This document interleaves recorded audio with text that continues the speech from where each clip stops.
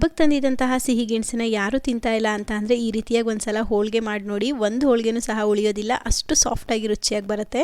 ಕುಕ್ಕರ್ಗೆ ಗೆಣಸು ನೀರನ್ನು ಹಾಕ್ಕೊಂಡು 3 ವಿಷಲ್ ಕೂಗಿಸ್ಕೋಬೇಕು. ಪಾತ್ರೆಗೆ 1 ಕಪ್ ಆಗೋಷ್ಟು ಮೈದಾ ಹಿಟ್ಟು, ಚಿರೋಟಿ ರವೆ, ಅರಿಶಿನ, ಉಪ್ಪು, ಸ್ವಲ್ಪ ನೀರು ಹಾಗೆ ಸ್ವಲ್ಪ ಎಣ್ಣೆನ ಸೇರಿಸ್ಕೊಂಡು ಹಿಟ್ಟನ್ನು ಸಾಫ್ಟಾಗಿ ಕಲಸಿ 1 ಗಂಟೆಗಳ ಕಾಲ ನೆನೆಯೋದಕ್ಕೆ ಬಿಡಬೇಕು. ಜಾರ್ಗೆ 1 ಕಪ್ ಆಗುವಷ್ಟು ತೆಂಗಿನಕಾಯಿ ತುರಿ ಮತ್ತು ಸ್ವಲ್ಪ ನೀರನ್ನು ಸೇರಿಸಿ ನುಣ್ಣಗೆ ಪೇಸ್ಟ್ ಮಾಡ್ಕೋಬೇಕು. ಬೇಯಿಸಿಟ್ಟಿದ್ದಂತಹ ಗೆಣಸಲ್ಲಿ ಸಿಪ್ಪೆನೆಲ್ಲ ತೆಗೆದು ಈ ರೀತಿಯಾಗಿ ಮ್ಯಾಶ್ ಮಾಡಿ ಇಟ್ಕೊಂಡಿದ್ದೀನಿ.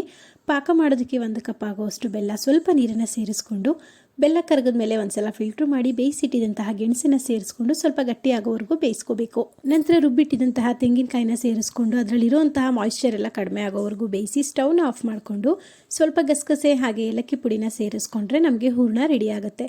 ಈ ಕಡೆ 1 ಗಂಟೆಗಳ ಕಾಲ ಕಣಕನೂ ಸಹ ನೆಂದಿರುತ್ತೆ. ತೆಳುವಾಗಿ ಲಟ್ಟಿಸ್ಕೊಂಡು ಒಳಗಡೆ ಹೂರಣನ ಇಟ್ಟು ನಾನು ತೋರಿಸೋ ರೀತಿಯಾಗಿ ಎಲ್ಲೂ ಓಪನ್ ಆಗದೆ ಇರೋ ಥರ ಕ್ಲೋಸ್ ಮಾಡಿಕೊಂಡು ಎಷ್ಟು ತೆಳುವಾಗಬೇಕೋ ಅಷ್ಟು ತೆಳುವಾಗಿ ಲಟ್ಟಿಸಿ ಹದವಾಗಿ ಕಾದಿರುವಂತಹ ತವಾಗೆ ತುಪ್ಪ ಅಥವಾ ಎಣ್ಣೆನ ಹಾಕ್ಕೊಂಡು 2 ಸೈಡು ಈ ರೀತಿಯಾಗಿ ಬೇಯಿಸ್ಕೊಂಡ್ರೆ ರುಚಿಯಾಗಿ ಸಾಫ್ಟಾಗಿರುವಂತಹ ಸಿಹಿ ಗೆಣಸಿನ ಹೋಳಿಗೆ ರೆಡಿ ಆಗುತ್ತೆ.